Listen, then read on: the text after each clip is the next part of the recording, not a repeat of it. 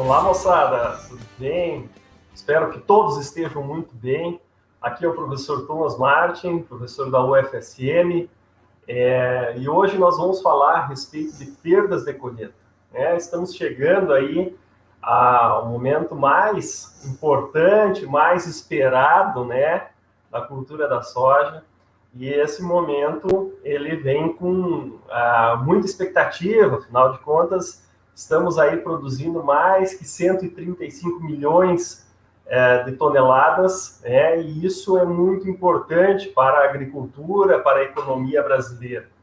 Alguns falam aí em 138 milhões de toneladas. Bom, estamos nesse momento abordando esses valores, mas antes de nós colhermos, antes de nós levarmos esse produto, essa soja, para os armazéns, nós temos que fazer uma boa regulagem da máquina colhedora.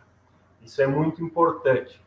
E, evidentemente, como todo o sistema, nós temos alguns problemas e algumas perdas inerentes ao processo, e isso faz com que a gente, que acenda uma luz vermelha e a gente comece a ajustar a nossa colhedora para evitar essas perdas. Nós temos perdas antes da realização do processo de colheita. Isso é completamente normal, porque algumas cultivares de soja, estrategicamente, elas são deiscentes, ou seja, a vagem abre aqueles grãos, para nós é grãos, mas na realidade são sementes, e aquelas sementes caem no chão. Então, evidentemente que nós temos que observar o momento de colheita para evitar o máximo de degrane possível, evitando também que essa umidade desse grão esteja muito baixa, porque se a umidade estiver muito baixa, o que vai acontecer? No momento da entrada da máquina, com a sua velocidade, com o seu sistema de corte e alimentação batendo nessas vagens, vai ocorrer o quê? Vai ocorrer com que essa vagem abra, e somente essa força faz com que esse grão seja expulso e não entre dentro da colhedora. Então, é muito importante a gente entender isso. Esse processo que ele é normal, uma estratégia da planta para disseminação, isso vai ocorrer, mas depende também da nossa ajuda, do nosso auxílio para colher a partir de 18% de umidade para colher esses grãos. Isso é muito interessante, Então, nós temos que cuidar e não deixar que isso chegue tão próximo a 13%, 11%, que isso vai acontecer, essa variação diária vai acontecer, é normal. E nós temos que entender que existe, além da perda natural, existe a perda no processo de corte e alimentação, é ali que se dá mais ou menos 66% das perdas em função da velocidade de semeadura, velocidade de colheita, que ela não pode ser superior aí a 6 km por hora, mais ou menos 6 km por hora, está uma boa velocidade para a colheita. E aí, no processo de limpeza e separação, nós temos os outros 33% de perdas, em média. Então, essas regulagens são importantes.